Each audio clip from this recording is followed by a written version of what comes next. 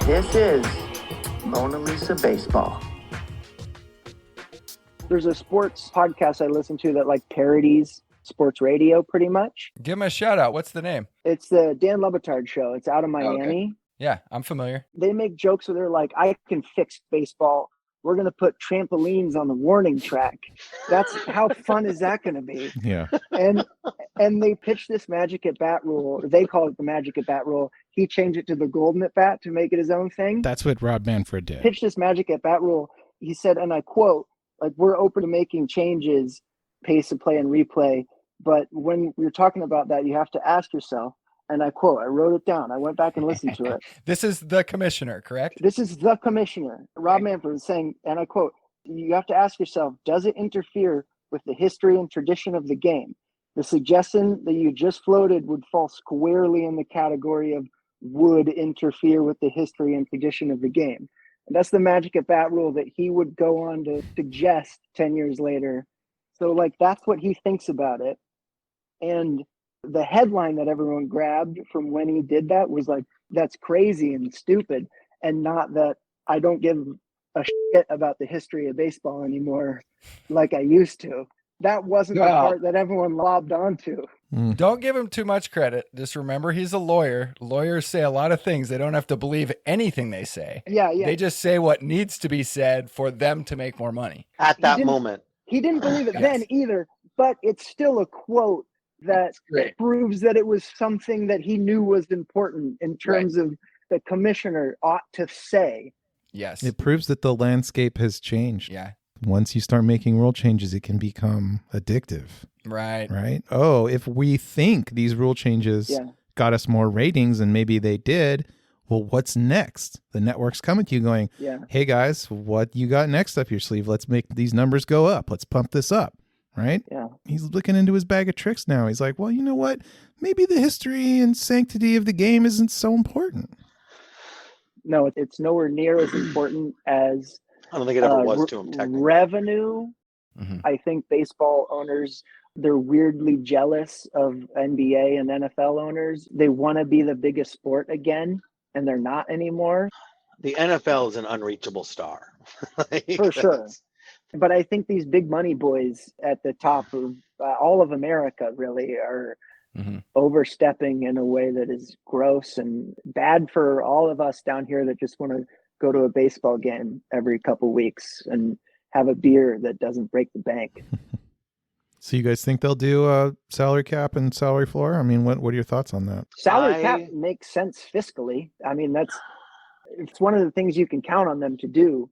Because I don't think they would do a salary cap. I don't think the players union wants a salary cap as much. They do not, because it means they won't be able to pay the player. Like, they want the floor. They'll say it will incentivize teams to not spend as much as it, like teams like the Dodgers or Yankees to spend as much as they can. Right. I think a salary floor is something that's more realistic. Yeah. You have to pay a certain threshold in order to be eligible for like revenue sharing kind of stuff.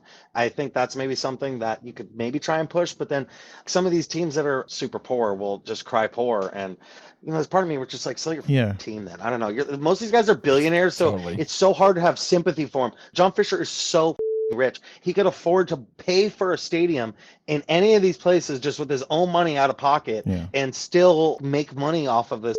No, why do that when you can get the taxpayers to pay for it for you? That's bad business. Yeah, it's unbelievable. I don't know. I feel like all these teams can spend more on this stuff. So you think the salary floor is possible? That would require that the players union has some type of leverage, right? And, you know, the more and more I think about these negotiations, I think that the players, they really don't have as much leverage as they had previously. Yeah, I agree with that. Yeah. I think after COVID and everything, the owners are like, yeah, we'll just lock you out. Whatever. Yeah. You're not getting paid now. Yeah. You know, I know you'll be back, and I'm a billionaire, so, you know. Yeah. 100-game season, that's fine with me. What would have to happen is if there's some sort of national TV contract, they would have to have like, hey, if you want to be a part of this, then maybe you have to be spending a certain amount. But like, it would have to be other owners. Like, I don't know who's going to be forcing the salary floor really on, like, you know, who's really going to be the players who want the floor and some owners. Yeah, maybe like only like a couple owners, but it would have to be at least like 10, 15, you know, in order to even sway it enough. So there's no way you're going to force these rich guys to spend money. Well, they did. They forced Fisher to sign some contracts in the offseason because they were going to sanction him. He wasn't going to get league money. They had already taken away the collective bargaining and gave it back. Right. It's like tariffs. It's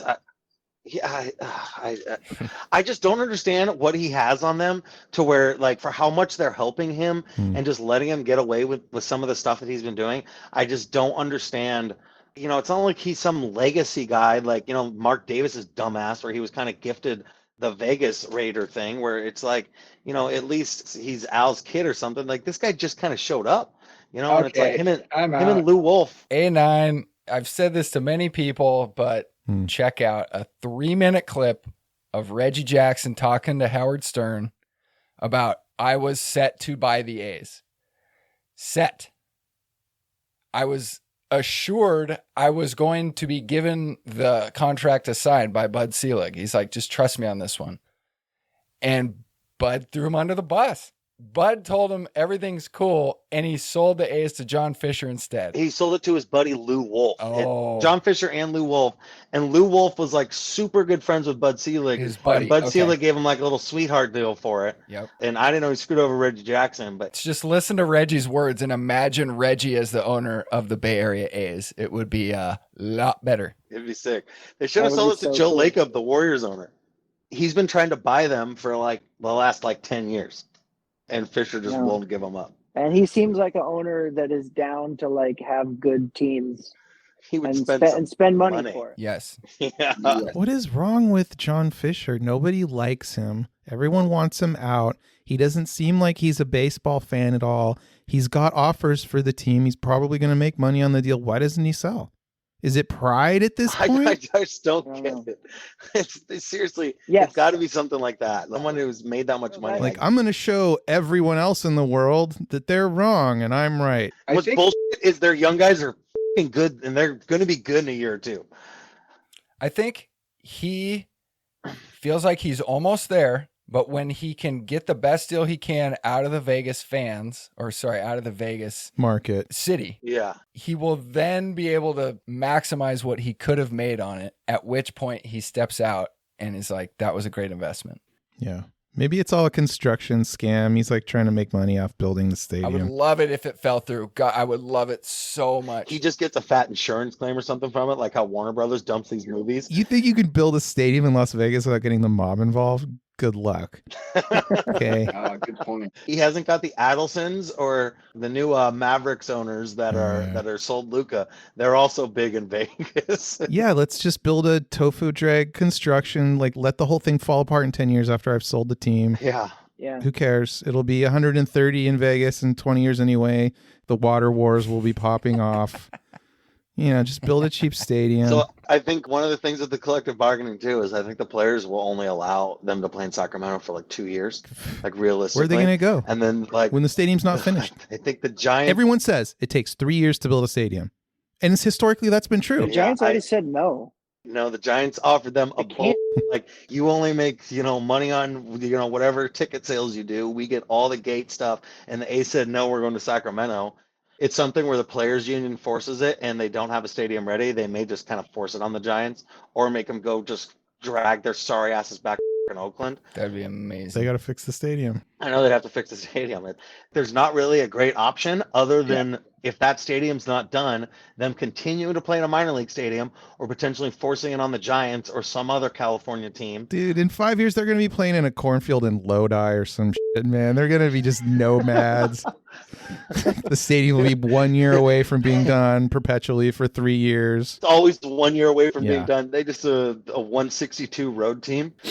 They just don't have a home. We play a very balanced schedule. Extremely. We go everywhere. Then the Tampa team can do the same. I mean, like, let's just have a road team. Like, who cares? If it does continue to just be an outrageous calamity of errors, they're embarrassing enough to the rest of the league. The owners have done it before in other major sports where they could force John Fisher out. They could force him to sell.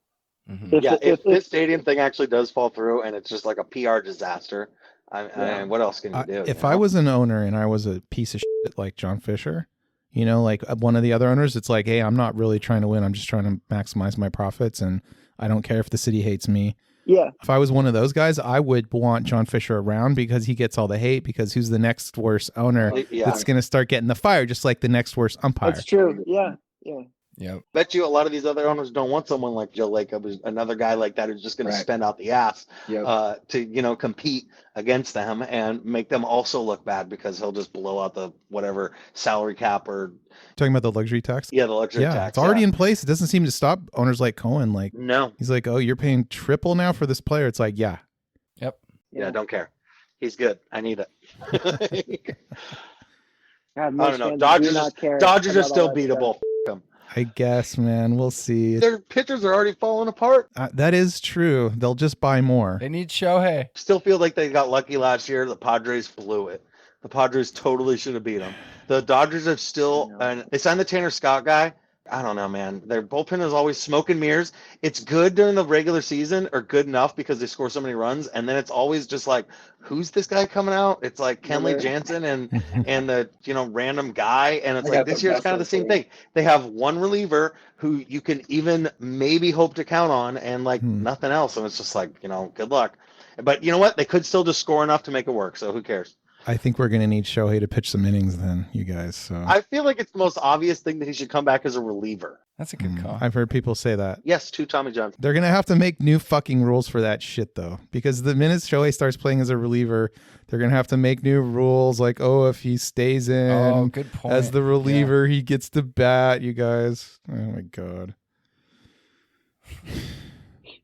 Yeah, they would change the rules for that. Yes, they would. Have you heard of Michael Lorenzen? Yeah. He's like a pitcher who can hit. No way. I don't know what his status is. Maybe you guys can give me an update. Did he find a team that would let him get 20 ABs as a pinch hitter so that he could then get traded to a team that needs a pitcher and it won't count against their 13 maximum pitchers on the roster? No. You guys heard about this? This is the consequence of these stupid rules, right? Loopholes.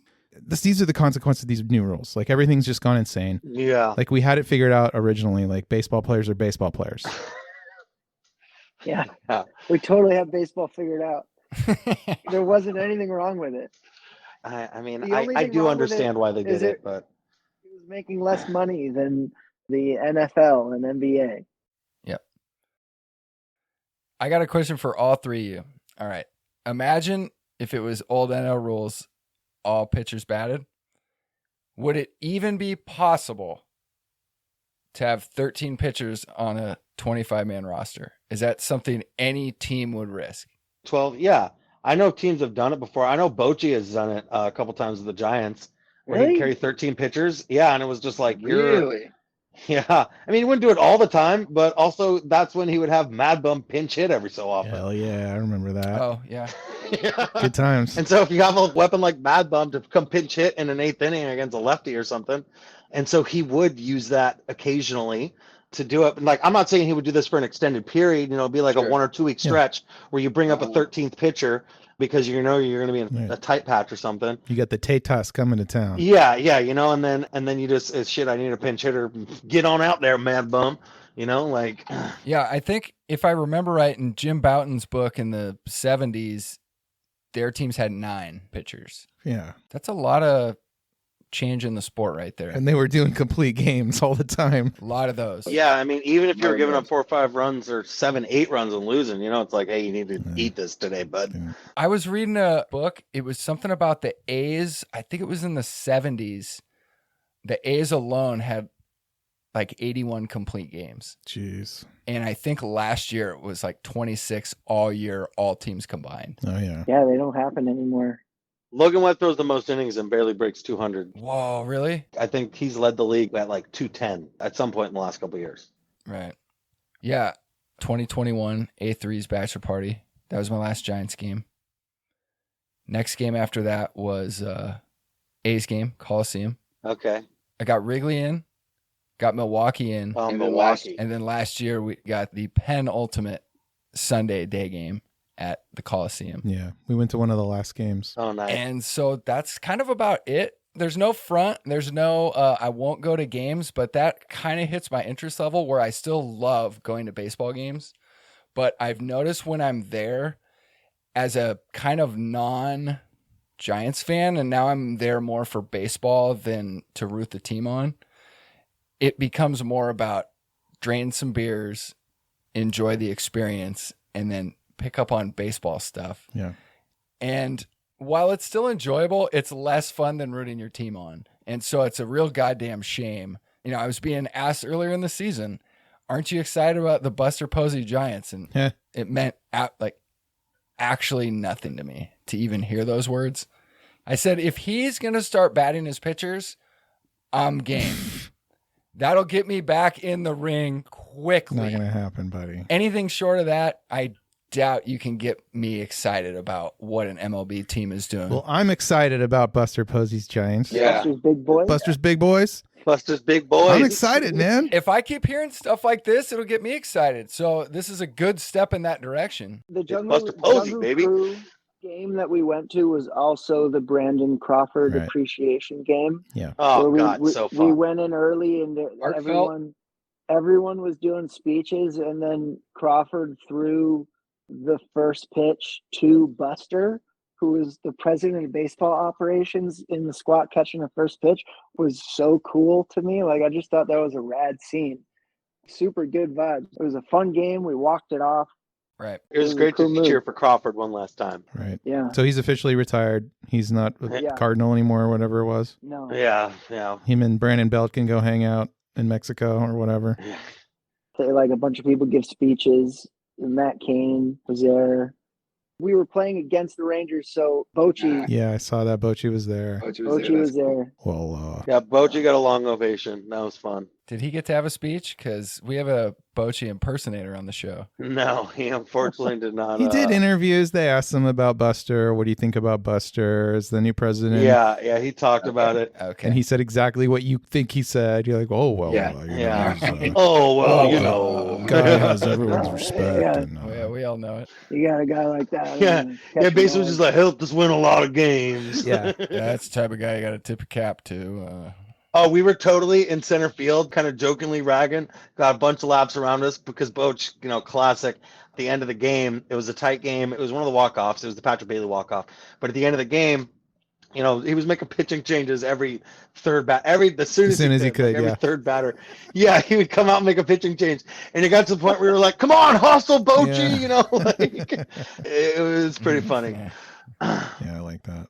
So what do you guys think about Patrick Bailey? I'd love to hear you. I mean, let's keep the excitement train choo-chooing. He needs to figure out his bat a little bit. But it's just like having someone that can pick it and just look so smooth behind the dish is And he's throwing guys legit. out like crazy. Also, He's young too. He's only 25. Exactly. I thought for some reason he was older, and they did like a little spiel. We were sitting right in front of the scoreboard. That part sucks about not getting all the information on people when you're sitting in center field in the bleachers, where it's just like They need another scoreboard. yeah, I'm constantly. I was like turning around to like get some stuff, get some info. Right. The mini scoreboards on the other side that you can see aren't big enough, right? They You don't gotta- have facing the upper deck on each of the corners. They used to have the pitcher's name, Yeah. his pitch count, and then like the last speed, Right. the speed of the last. They took that pitch. away? It like no longer has that. No. It's just a generic scoreboard. No. And it will pop up, but in like kind of like a difference. It's not just like obviously right there. I constantly am trying to track where it is, and it's just like, dude, what the why is it not as easy as it used to be? I don't like change. No,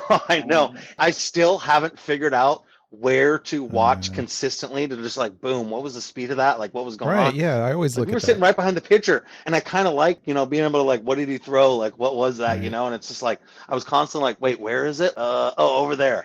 My favorite thing to do at games is to scream at a relief pitcher who's only got 2 pitches. I love that stuff, and it's just like, I just don't know. I get that look like, That's why you got to sit in the bleachers, baby. You can't complain then. yeah. Yeah. well, not anymore, apparently. My ass won't fit. Yeah.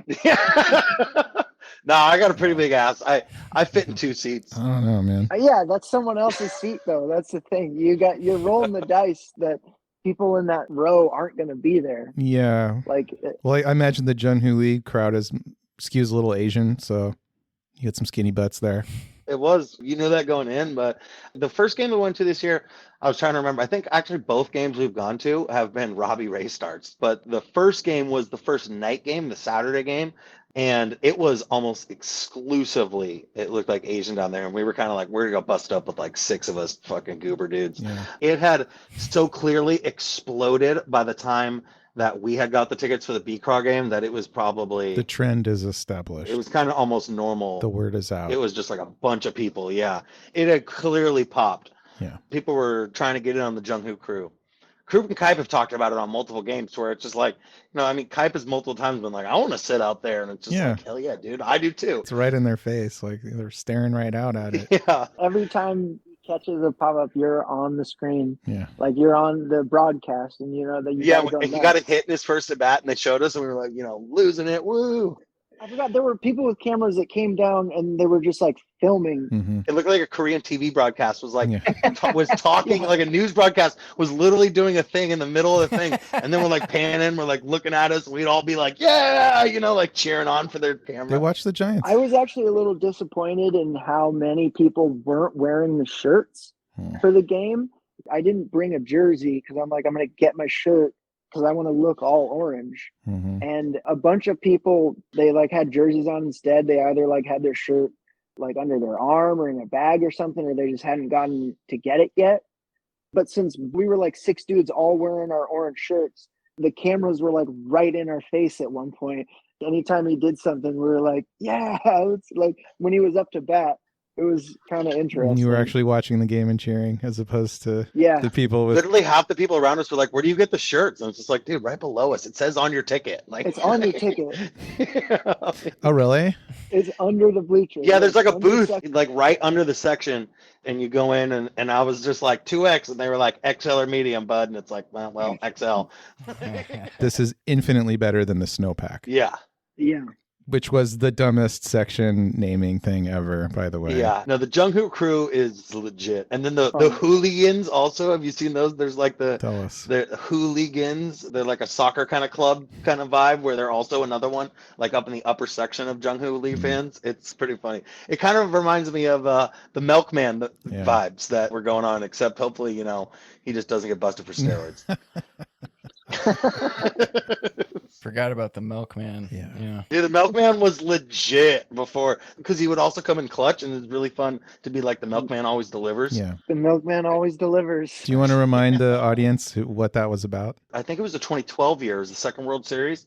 Melky Cabrera was all-star starter in like left field and was like one of the best hitters in baseball. I think he was batting like 330, 340. Yeah, he was on a tear. I think more. Maybe even 350. Like it was silly. And he was like the All-Star game MVP, and then like right after the All-Star game, he was juicing. He got busted for PEDs. And we put in old Gregor Blanco and Angel Pagan, and we had some outstanding outfield defense, and it still carried us all the way to the division title and World Series championship. But we kind of missed out on the Milkman. He was fun. People were dressing up as milkmen in the crowd as milkmen and from the 40s delivering milk. They were dressing as milkmen, Yes. And since he did have multiple game-winning and kind of clutch hits, it was the Milkman always delivers vibes were high. But yeah, I remember that. Yeah, it didn't deter us that year. Pitching and defense, guys.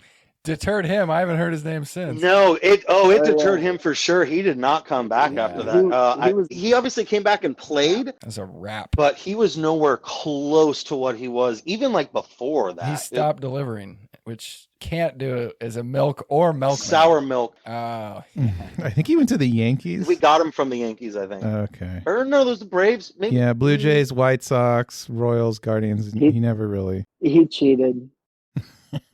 It's so weird how sports fans have softened on how we feel about the guys doing PEDs versus what it was when Bonds got caught for it and baseball was at its height. We'll hear about guys they get caught for PEDs like pretty routinely over there, and then they'll come back and like, oh, they're back. Aren't you excited? This guy's back. And Hall of Fame voters will still keep him out, but it's interesting to see how people don't care as much. They're still upset, but maybe if Melky had come back and been good, he just would have kept getting contracts and people would have kept relying on him. And then he wouldn't have been out of a lot of money. I feel. Yeah. A lot of money. Yeah. Right. And that's why Barry Bonds lied and says it was flaxseed oil, because at that time he would have just got thrown out of baseball. Yeah. Yeah. And now it's like, oh, you do steroids, just go say 10 Hail Marys and take a year off and pee clean for 3 months straight. Okay, you're back. No harm, no foul. Everyone does it. Oh, Barry. Yeah.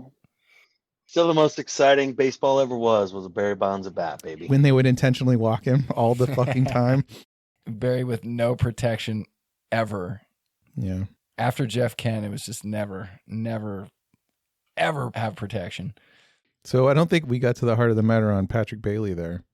Oh, yeah. Yeah. I'm into him. I think he needs to figure out his bat a little bit. But, I mean, obviously, defensively, Yeah. he's, like, so far and away the best in baseball. It's just like, that's fun. He's the best at throwing guys out, which is the most fun as like a fan. He's also by far the best at framing pitches Oh, God. and getting strikes called that were Which balls. hopefully that'll stay around for a while. Yeah, that's going to go away because guys are going to be able to challenge it. That's going to be interesting to see how that affects him and the Giants.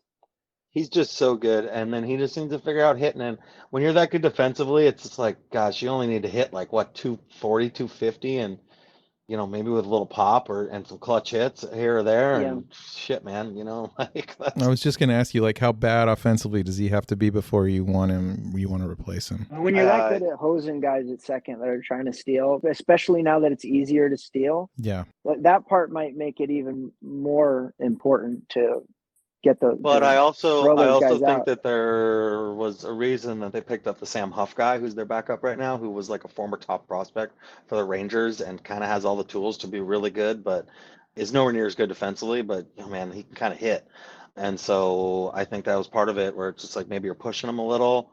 But yeah, I think that's something that Buster will do, where it's just like, yo, man, there's only so much sentimentality will get you. It's like you got to deliver, you know. So they're gonna bring up guys to compete. There's no just like free walks here. Put him in the 8th spot. No problem. In 2010, I found Pat Burrell to be the most dangerous 8-hitter in baseball history. Yeah. They didn't always bat him 8th, but when they did, I just loved it. You go, Good luck with this, you guys. that's dangerous. There is something fun about like, what if I stick a real good hitter down there? What about that? Yeah. Nowadays, just your best hitter instead of in like the 3 or 4 spot, they're just leading off. They're just more at bats. That's what the numbers say. Yeah. We were talking on the show the other day about how Will Clark left the Giants. He wanted more money. He's online saying the Giants chose Mark Portugal over him.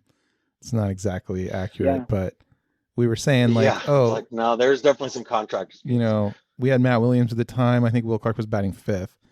And I brought up the fact, and I just know this in my heart, if that team was playing now, Barry Bonds would bat 1st, Will Clark would bat 2nd, Matt Williams would bat 3rd. Yeah. Think how different that is from the baseball we used to know. These like roles, like leadoff guy, like it's not like that anymore. No, it is not. I don't know. You may have Robbie Thompson batting 2nd just because he can get on base quite a bit. Nowadays, it is just like the more bats for Barry Bonds, the better. Like, get him up as many times as you possibly can. And the golden at-bat rule so that he can come up extra time. Yeah. Right. After they walk him for the first at-batter, then he gets to come back up for the golden at-bat as like the 4th batter or whatever. Ooh, yeah. And here's a wrinkle to the rule. You cannot intentionally walk the golden bat. Oh, good one. And by the way, Bud did not rename that the golden at-bat rule. That is the Savannah Bananas who did that. That's what they call it. Oh, so he's stealing from the Savannah Bananas. Oh, yeah. More of that coming. That's where we get all our inspiration now. Yeah. Get ready for more bananas. Get ready. Yep. You're ready for more banana peels on the base.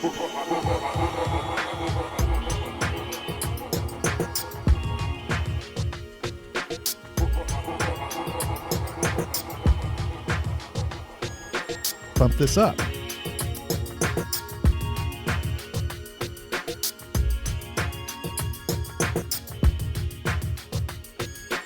I think that's great.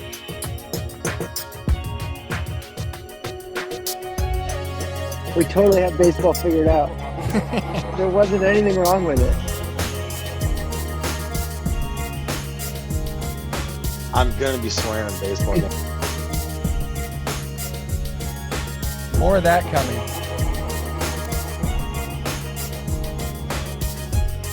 I'm going to show everyone else in the world that they're wrong and I'm right.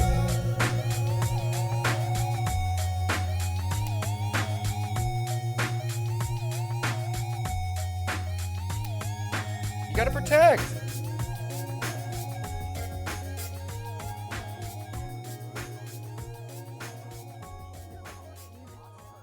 But I think these big money boys at the top of all of America really are overstepping in a way that is gross and bad for all of us down here that just want to go to a baseball game every couple weeks and have a beer that doesn't break the bank.